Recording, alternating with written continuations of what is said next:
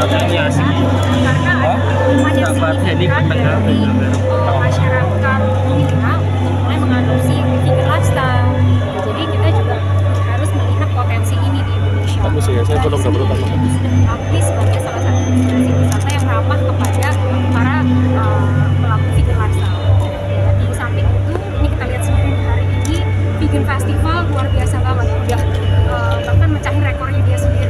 Besar lagi ya, UMKM-nya yang ikut banyak di Indonesia. Jadi ini kita lihat animonya luar biasa. Ini harus kita garap karena vegan lifestyle itu sudah ada risetnya terbukti bagus untuk kesehatan secara jasmani, dan selain itu juga ternyata sehat untuk lingkungan kita. Jadi ya itulah kepada jelas.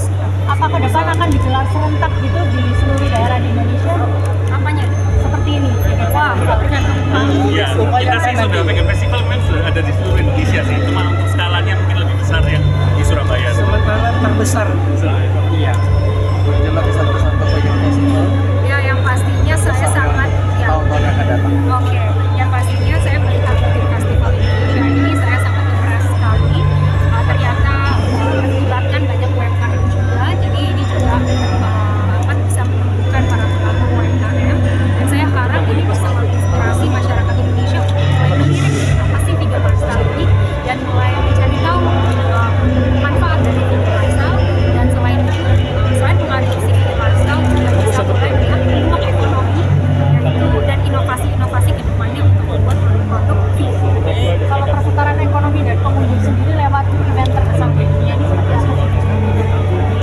Ya kita harapkan memang untuk perputaran ekonomi yang vegan ini menjadi semakin lebih maju dan semakin berkembang dibanding-bandingkan sebelumnya. Kalau bisnis seperti itu sih.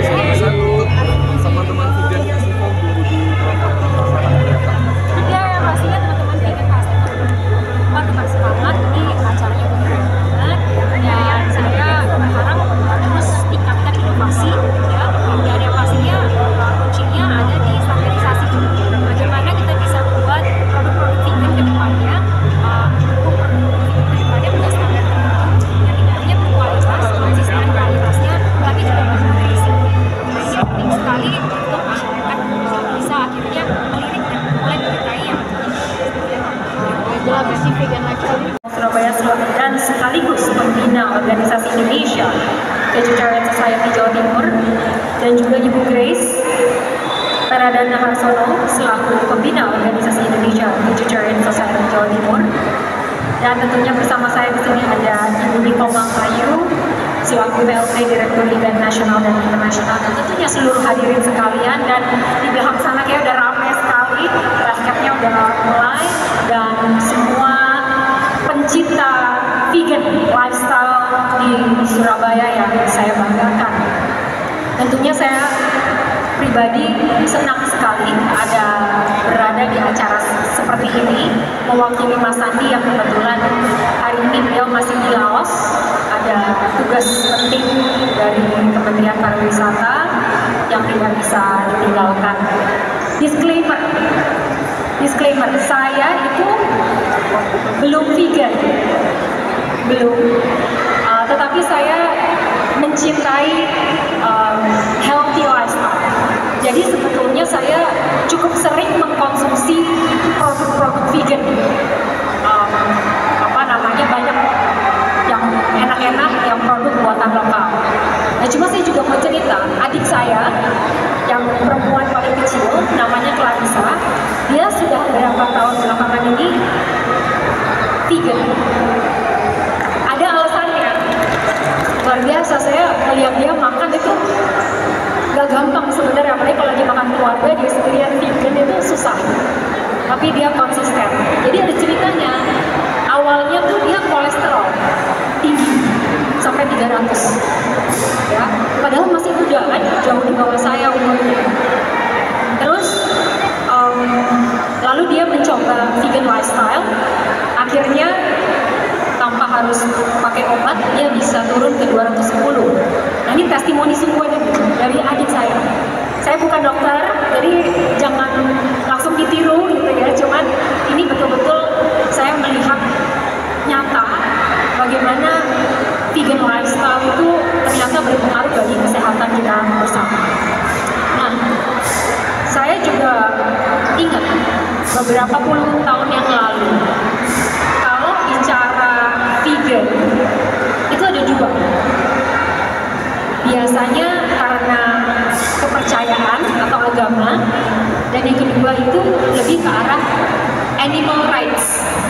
Itu waktu itu saya ingat banget, banyak sekali yang terkait animal rights. Ya. Tapi sekarang udah sangat berkembang, banyak sekali riset, banyak sekali R&D yang menyimpulkan bahwa vegan lifestyle itu baik untuk kesehatan dan baik untuk kesehatan lingkungan. Ini penting sekali buat tidak hanya untuk kesehatan jasmani, tapi juga untuk kesehatan lingkungan. Cukup menarik terkait vegan lifestyle. Pertama, ada sebuah riset yang mengatakan bahwa kalau seluruh dunia ini mengkonsumsi vegan diet atau plant-based diet khususnya, akan mengurangi greenhouse gas emission serta pencemaran air bersih sampai 75%. Ini besar, angkanya besar. Dan bisa juga mengurangi penggunaan air bersih sampai 54%. Ini saya angkat kenapa? Karena akses kita terhadap air bersih juga sesuatu yang harus kita soroti.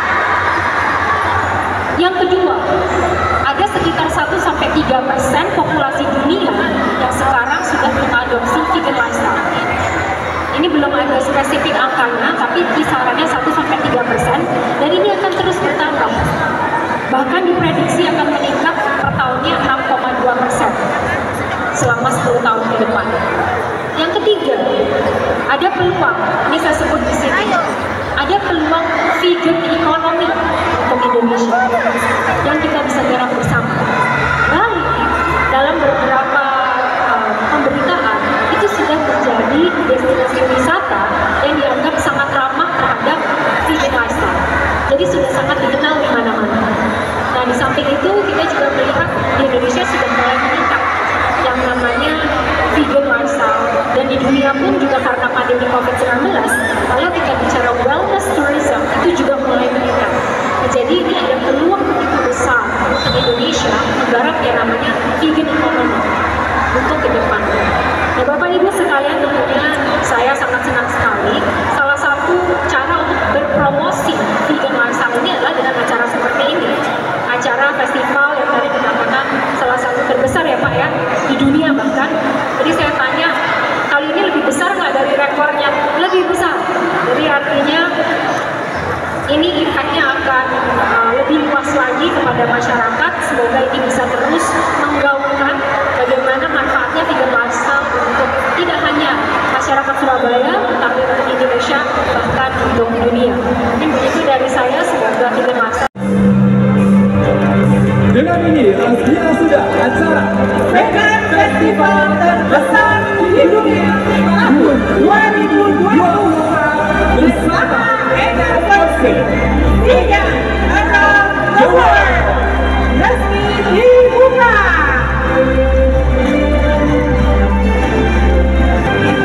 Selanjutnya kita akan melaksanakan sesi foto bersama kepada tim dokumentasi dan Lagi 1, 2, 3. Oke, sudah? Baik. Oke, sudah? Oke. Tidak ada lifestyle tertentu ya, kita makan umum seperti manusia pada umumnya lah. Apalagi sekarang sebuah restoran dimanapun juga ya, kita boleh pesan ya, request makanan vegetarian itu mereka sudah siapkan menu-menu khusus itu. Jadi menurut saya tidak ada pola tertentu, tidak ada kesulitan, juga tidak ada gaya hidup tertentu lah. Sama seperti masyarakat umumnya, seorang vegan maupun vegetarian. Cuman masyarakat umum makannya mungkin masih berbasis hewani, dan kita berbasis nabati, itu aja sih. Jadi tidak, kalau masalah makan ya sama-sama makan, kalau kenyang ya sama-sama kenyang, gitu aja. Ya, terima kasih. Baik, untuk dari Pak Lewis, apakah ada tambahan Pak Lewis? Mungkin sekian dari kami ya, karena kita sebentar lagi, mungkin 15 menit lagi Ibu Wamen juga akan datang, mungkin kita bisa menyambut di depan juga ya. Baik. dan juga Pak Lewi Skolasi.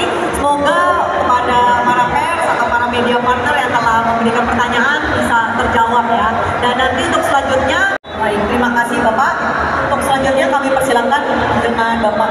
Pertanyaannya, kalau pertama, bedanya vegetarian dan vegan itu apa? Dan kedua itu, bagaimana menjalani diet vegan? Betul bukan Pak? Ya, mungkin boleh diulang lagi Pak, tadi kaitannya dengan diet vegan. Kalian harus menjalani gaya itu tertentu.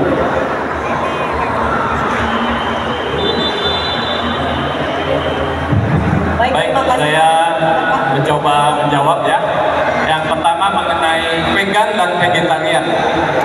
Kalau vegetarian itu masih mengkonsumsi telur, susu, dan madu.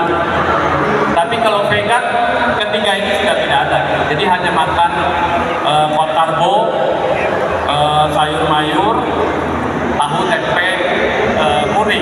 Selain yang tiga itu. Pokoknya makanan nabati. Jadi itu perbedaannya. Jadi kalau yang masih baru mau belajar, biasanya masuk ke vegetarian dulu seperti Pak Yohan tadi. Jadi sebelumnya dia vegetarian dulu, jadi masih mengkonsumsi telur, susu, dan madu. Tapi sekarang sudah nggak ada, karena sudah vegan. Itu. Terus yang kedua, apakah seorang vegetarian atau vegan itu mempunyai lifestyle atau gaya hidupnya sendiri ya? Itu menurut saya kalau dibilang lifestyle ya juga, cuma harusnya kalau dari sisi penampilan nggak ada beda, cuma dari pola makannya aja yang berbeda. Jadi mungkin nanti ditambahkan ya bersama Pak Yohan, mungkin kalau menurut saya sih dari sisi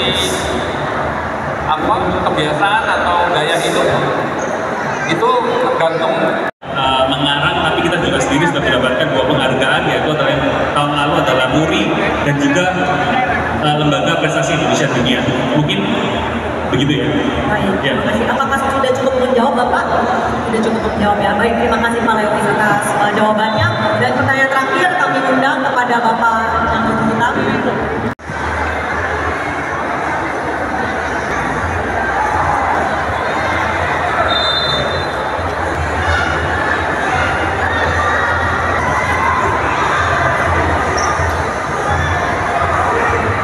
Di